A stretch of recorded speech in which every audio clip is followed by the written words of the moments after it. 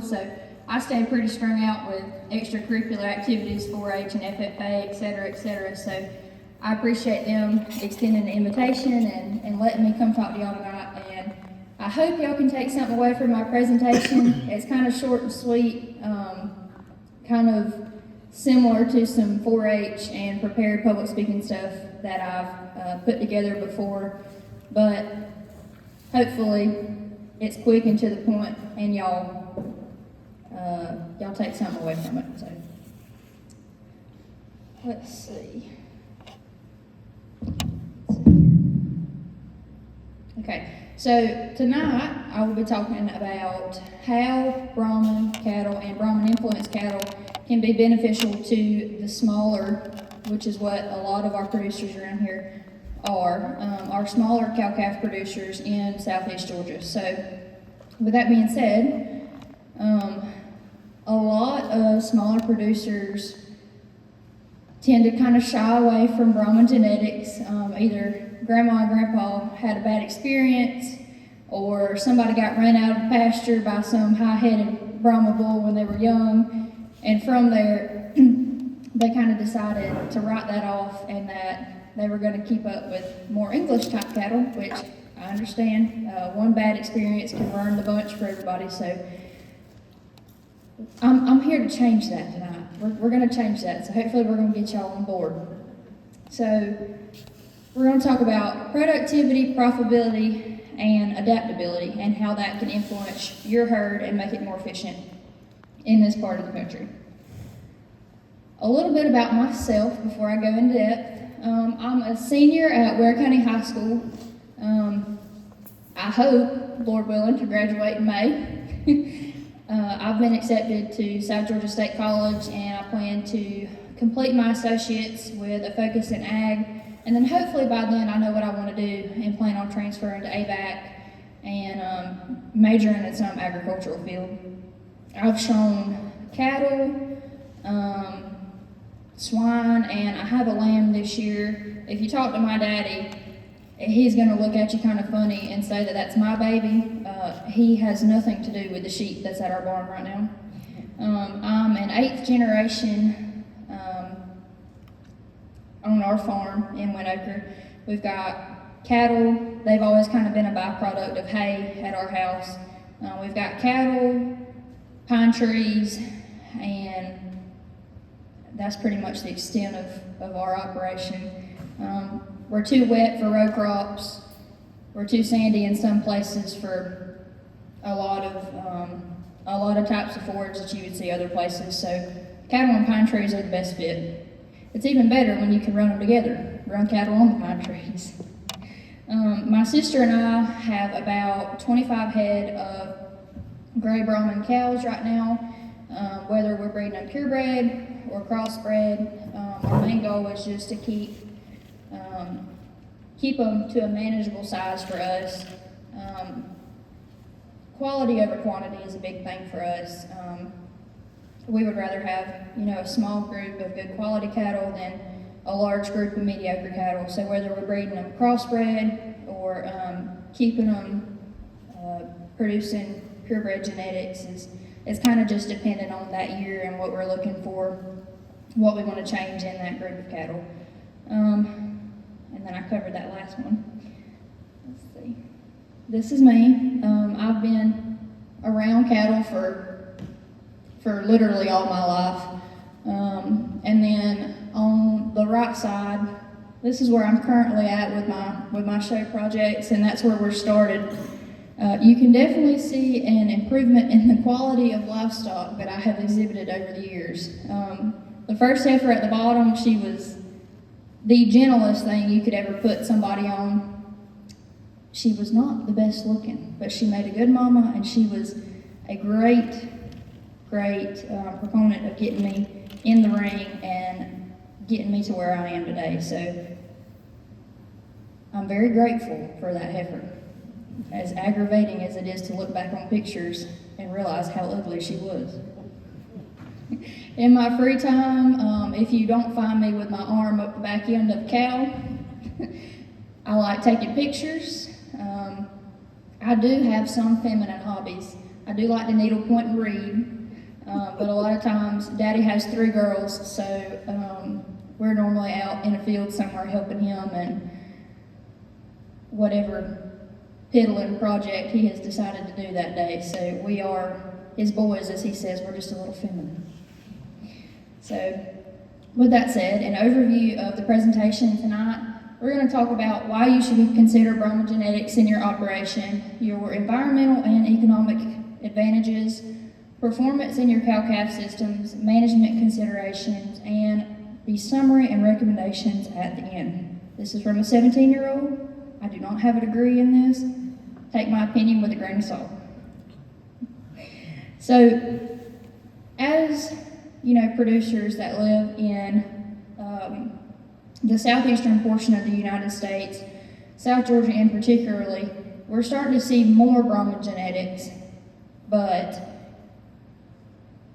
not at a very rapid pace. I know in Baxley y'all have Mr. Woody Folsom. A lot of his cattle are from Texas bred lines of genetics. And when we talk about Brahman cattle, there's 2 main genetic backgrounds there. You have your Texas genetics, as I like to call them, which are going to be your framier, your bigger frame Brahman cattle. They're going to be, in my opinion, more of a show prospect type of females, and they're made to be big, they're made to be pretty, they're your picturesque type cattle. When we talk about Florida genetics, we're talking more R-speed, moderate type females, easy fleshing. Both are quality genetics, but here, from our experience in my family's operation, we found that the Florida type bred cows normally perform better.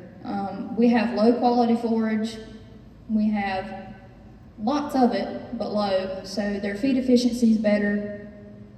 They tend to do better in this environment, but some production challenges as a whole. High heat and humidity is a huge factor. Heavy parasite pressure, whether that be flies, ticks, worms. I know I came to one of y'all's meetings a while back and we were talking about New World screwworm threat.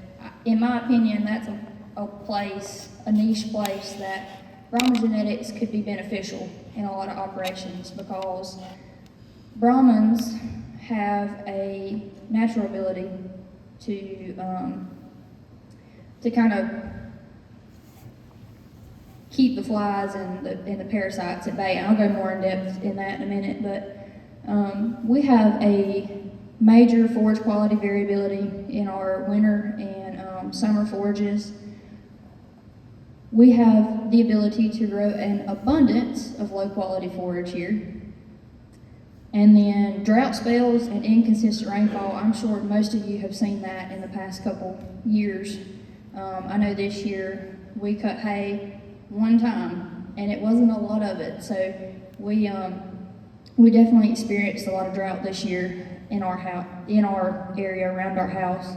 And then from a market aspect, I know we're talking about cow-calf, but realistically, in our areas, the majority of you here tonight, I know at our operation, it's more of a generational thing. The cattle, like I mentioned earlier, for us, cattle have always been a byproduct of our hay operation, and we enjoy having them. We're not a stocker operation. We don't raise heifers and other steers. We're not marketing steers. We're trying to grow replacement heifers to keep our operation growing. But if you're on a small cow-calf operation, sustainability is a big part of that. So you're going to essentially market your offspring, and a lot of concern from a producer standpoint is, well, I love my tiger stripes, and I love their ear, and I love their loose skin, but they're going to cut you at the market. And that is a major factor of a lot of people not wanting to raise those types of cattle, and the concern that they're not going to be able to sell them well at the market. So, why do they fit the region though? They're going to be naturally adapted to the heat and humidity. They actually are the only cattle that can sweat. They can sweat. Their loose hide provides a large surface area for them to kind of allow for that heat to disperse across their body. They're going to be able to stay cooler longer. Brahman cattle actually don't start showing signs of heat stress until about 96 degrees, while your other Boss Taurus type cattle will start showing signs of heat stress at about 75 degrees, which doesn't sound that high, but you know, it's been close to 80 degrees this week, and I've walked outside and started sweating. So when you put them in a high stress environment, whether you're just, you know, pinning them to group them, when you have 10 or 15 head of cattle in a small pen, just the amount of body heat exerted by everything else there is going to be enough to cause them to start showing signs of heat stress. So with that said too, they do have an efficient use of low quality forage. So while we have, let's see, on our operation, we like F1s, we do F1 types. So a lot of our cow base is a lot of, let's see, eighth to 5/8, whether it be Hereford, Angus, type cattle. And then we've came in about 7 years ago with Brahma Bull, and that's where we started implementing those genetics. But we have seen an increase in body condition from them. They're able to take that low quality forage, and their fleshing ability has increased tremendously. Their feed conversion has proven to be very good. In the wintertime, you know, we've had some harsh wet winters, and you know, in those winters, regardless of what type cattle you have, you're going to be supplementing with hay, feed, you know, tubs, whatever it may be. But on us, we've seen a decrease in those supplemental products over the last couple of years as we've implemented American genetics. Parasite resistance and disease resistance. As I mentioned a while ago, they're the only type of cattle that can sweat. They actually produce this oil called sebum, and it's, if you've ever touched an American type cow or a purebred Brahman, every time you pull your hand away and like rub your fingers together, you're gonna be greasy. And it's kind of like rubbing all over a dusty horse. Like you pull your hand away and there's a film. So what that does is it creates a natural barrier for flies, for ticks, for parasites, and it's essentially like a natural fly spray, like a natural fly repellent. So that's going to decrease your face flies, your horn flies, any type of biting flies. If you walk out to a pasture, there's going to be less of them on an American type cow than there is your English type cattle. They have a long productive lifespan. We've got cows that are producing into their late teens, and productive offspring and excellent mothering ability. If there's one thing you don't want to have is a high-headed, we do select for docility, I'll preface that, but there's one thing you don't want to have, and that's a high-headed Brahma mama. They got to go. Heat tolerance is a huge thing. This is a picture. We went to the Adams Ranch in South Florida in 2016, so it's been several years. But they run a lot of red Angus cattle. And this was October, I believe, around October. So, you know, it was still hot weather. We're in November now and we're still having heat spells. So that's just the region we live in. But it was probably, 70, 80 degrees.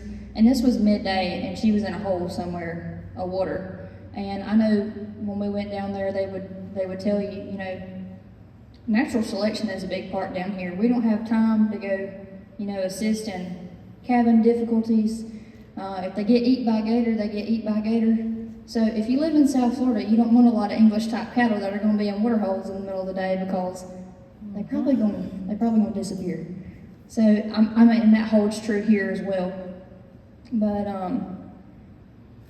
back to the heat stress at temperatures a while ago,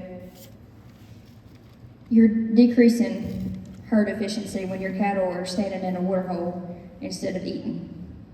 And that's a big thing, as cow-calf producers.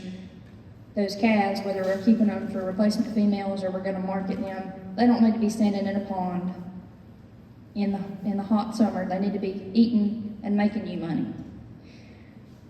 So that's where the genetics, the Bos Indicus genetics, play in.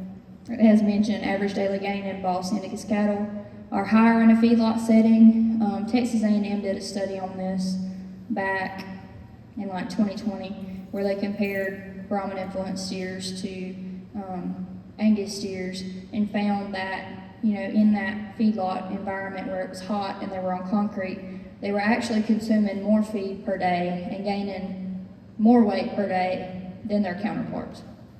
They have loose skins, wet glands, which increase cooling efficiency, and as mentioned, more days grazing is fewer stress-related losses. So this is true at weaning time. If some people have calving seasons, controlled breeding seasons, which I highly, highly recommend you do. A lot of people don't. A lot of people want to buy a bull and turn him out. We've done it. I don't recommend it, because you'll be having calves year-round. Don't do it. But this is also going to help you make more money when it comes weaning time. Brahman genetics will help you make more money when it comes weaning time. Especially if we're calving out in fall and we're not weaning until late spring, early summer. When we wean calves, I don't know how y'all do, but we fence wean for a little bit, and then we kick them out in a pasture by themselves, completely away from mama. A lot of times we'll move the cattle across the road in a pasture where they can't see their babies because there's trees, which is a good thing. But we weaned about 25 or 30 3 or 4 weeks ago, and it sounded like a feedlot at night for about a week and a half, and my grandma was not very happy with my daddy for about a week. True story. But when we talk about weaning and we talk about feeding calves post-weaning, getting them back on feed and getting them back on water and continuing to eat and drink is a very big part of weaning. So if we can implement those genetics, lower that stress at weaning time, that's going to be beneficial to you and them in the long run. So it's beneficial at weaning time especially. Back to parasites.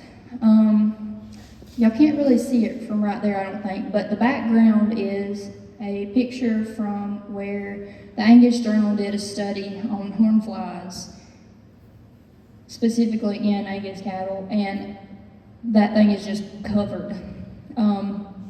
The little picture right there is one of a flank of a Brahman cow, and that is minimal flies at max.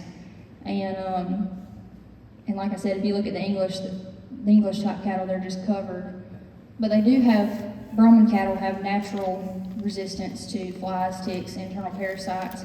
You're not having to dip them, you're not having to use fly tags, you're not having to put out other treatment methods like the hangs. I don't remember what you call them, I'm drawing a blank. But like you would have in your lots for your calves or your yearlings where they're coming in and out of the creek feeders like the drapes and stuff. Essentially, you're saving yourself a lot of money from not having to treat them. On our F1 type calves, they're going to have a few flies, but not near as bad as their other counterparts. I don't know about a lot of people. It's probably not recommended. This is off the record that I say this, but a lot of times we'll go spray them with red dye diesel and let them go, and they'll be perfectly fine. It helps with ticks when we're running them in the woods, but naturally they're not going to have as many anyway, so we worry about them a lot less. They're going to have fewer health setbacks during hot and wet seasons. Around our house, it gets a lot wetter. When it gets wet, it stays wet because we're a lot of low land. And I know in the past, not for us, I don't believe, but liver flukes have been a problem for several people. And with implementing Brahman genetics, liver flukes are going to be less of an issue. Hoof rot, et cetera, but they are going to have naturally less flies than English cattle. And with, the threat of New World screwworm, if you have cattle like that Angus female right there, you're naturally going to have that many flies on her. They're going to be naturally attracted to open wounds. And if you have less of a chance and a possibility of those flies to already be on those cattle, you're going to have less of a chance of developing that problem with those flies. That, in my opinion, is very beneficial, because if we're preventing it genetically, then that's going to be less of a hassle on you having to go out and check those cattle, and in the long run, be better for you, be better for the cattle, and it's less of a headache, and it's less stressful on you having to worry about that. Maternal strengths is a really big part of the breed. This is a red Brangus type female that I exhibited back in like 2020. She was,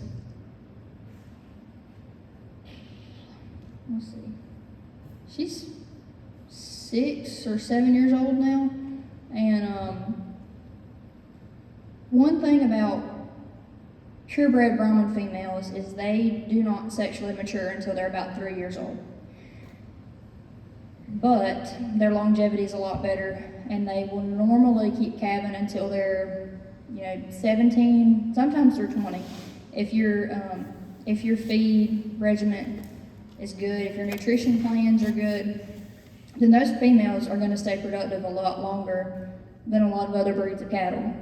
But this Brangus type female, the calf on the left was born in 2023.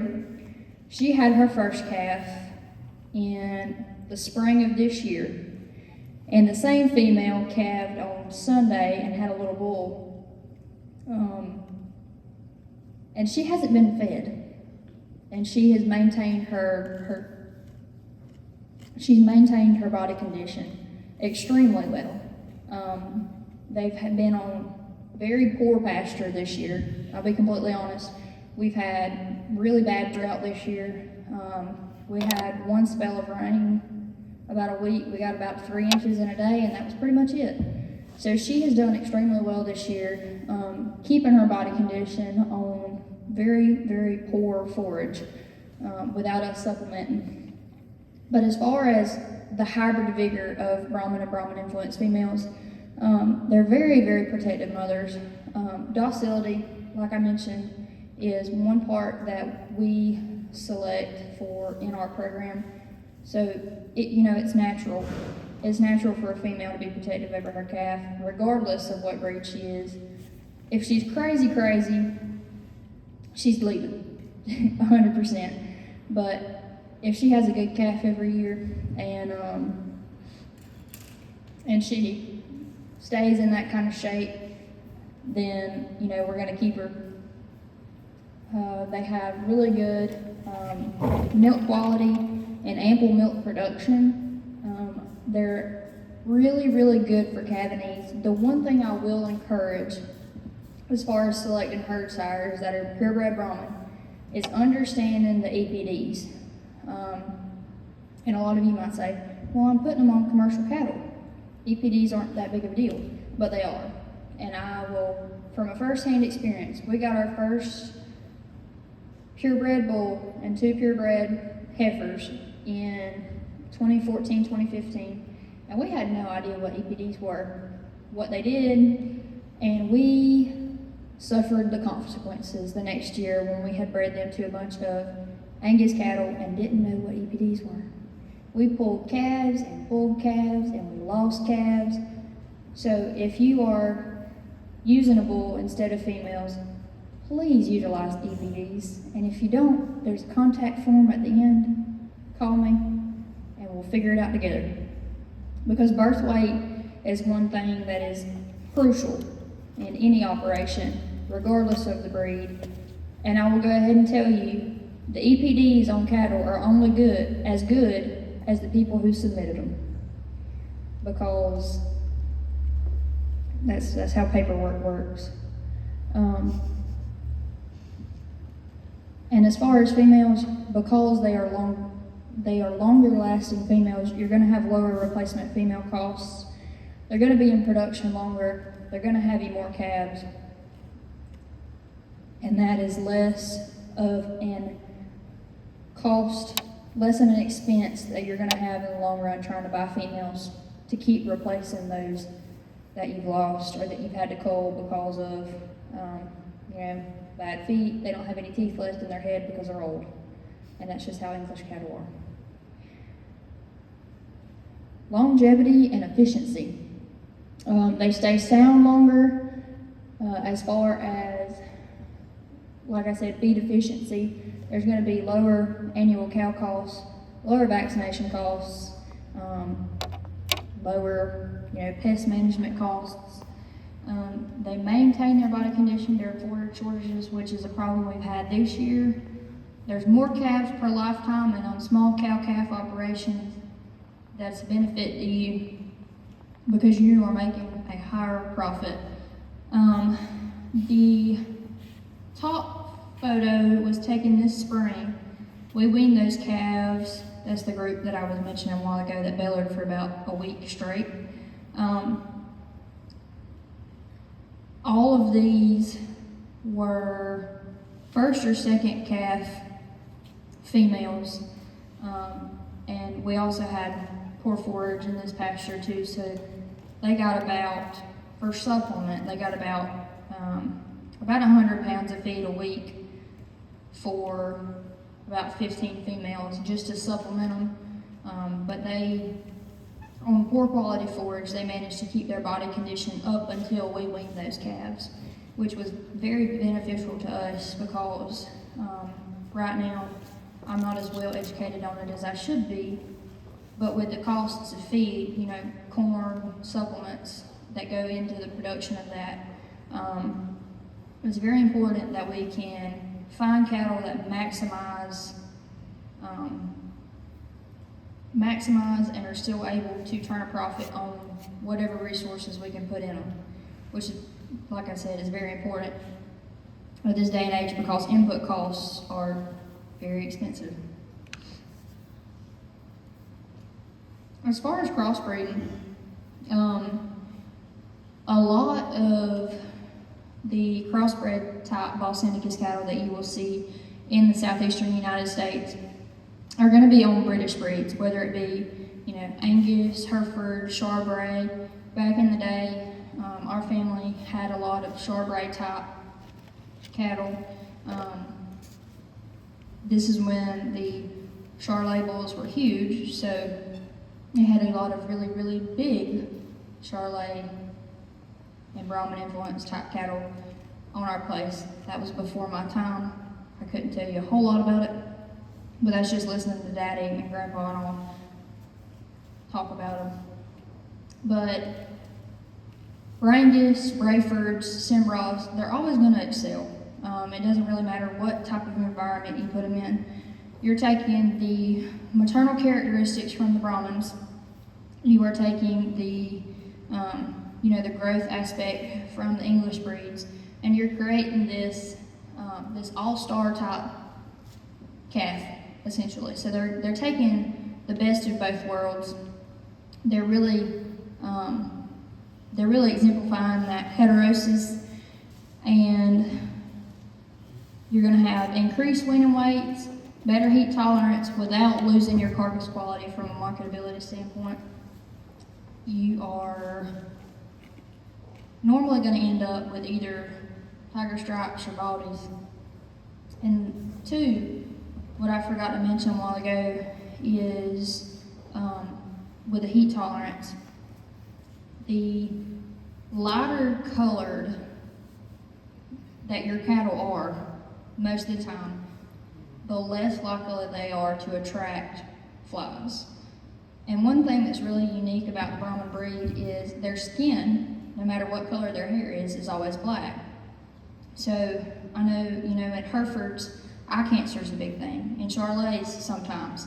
It's because they're really light pigmented around their eyes. But with Brahmans, around their eyes, all over, is all black. That's going to reduce, eye cancer. It's going to reduce flies and to the hair color portion of it. Lighter colored cattle are naturally going to attract less flies.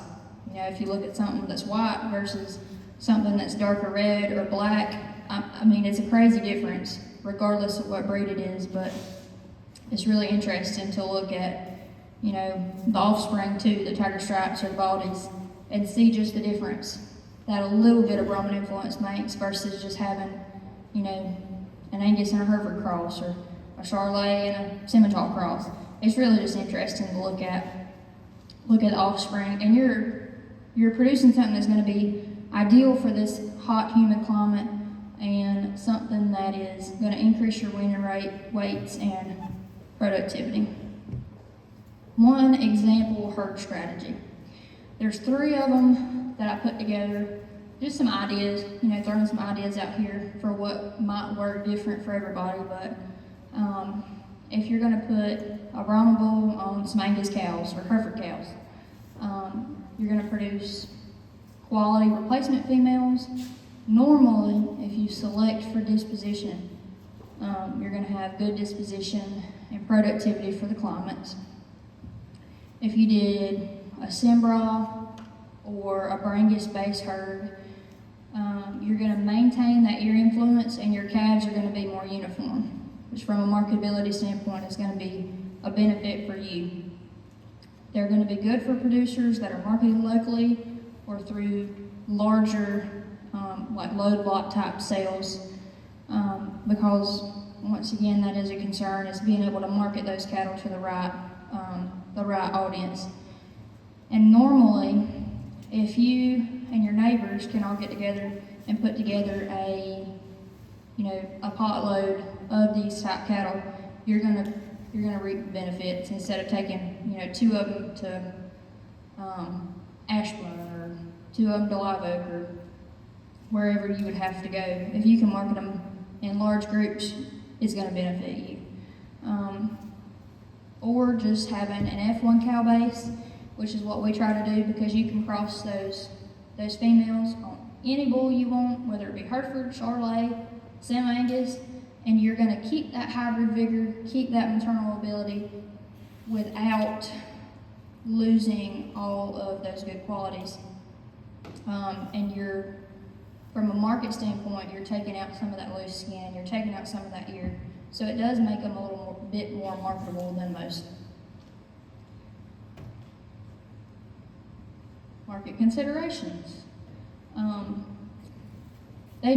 Females are starting to get more of a demand in the southeast. The terminal crosses can improve marketability, can improve carcass traits. They can improve carcass traits because by increasing that surface area, by increasing that fleshing ability, feed efficiency, and more days on feed is more days of gain.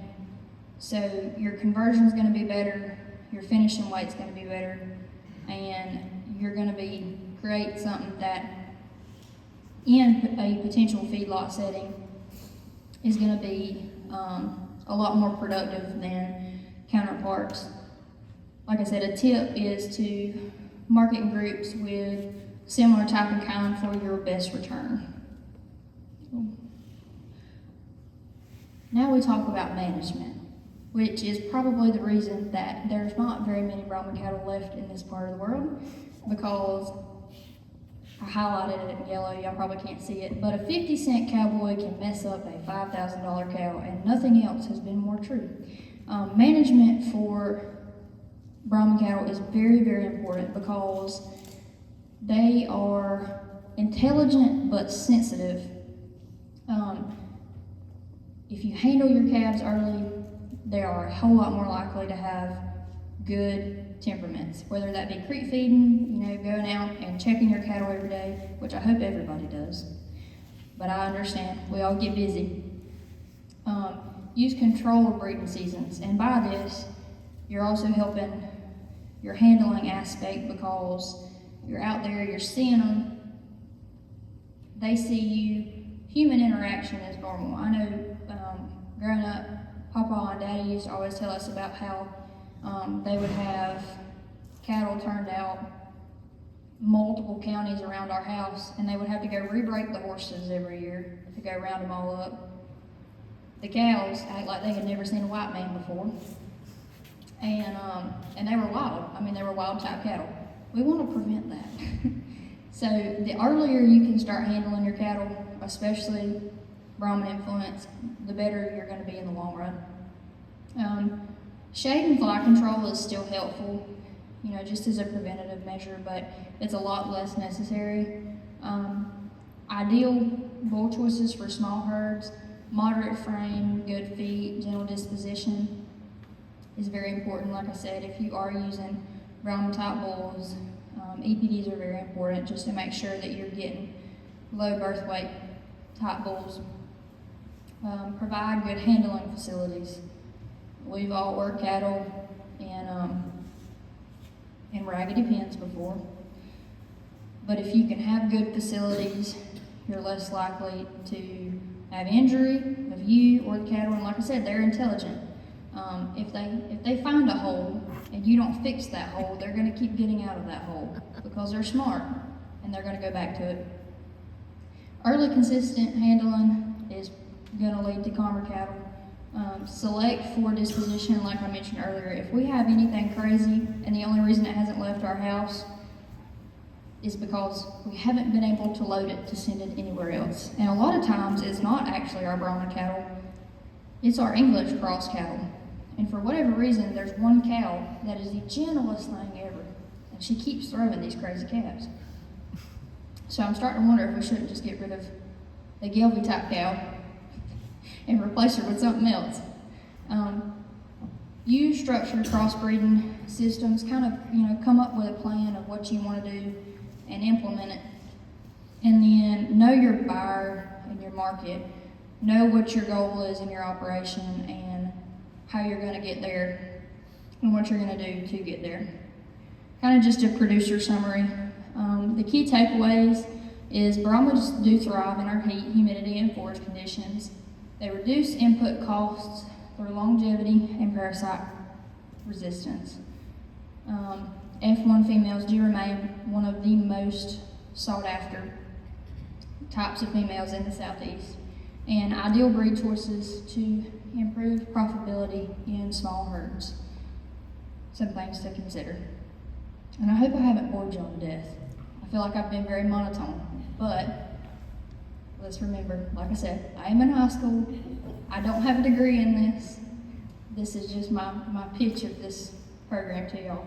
And if y'all have any questions, feel free to ask them. I do have an email and a cell phone number, so if y'all ever need anything or I can help any of you in any which way, please feel free to reach out. And like I said, take my opinions with a grain of salt, but I will give them to you. Thank you.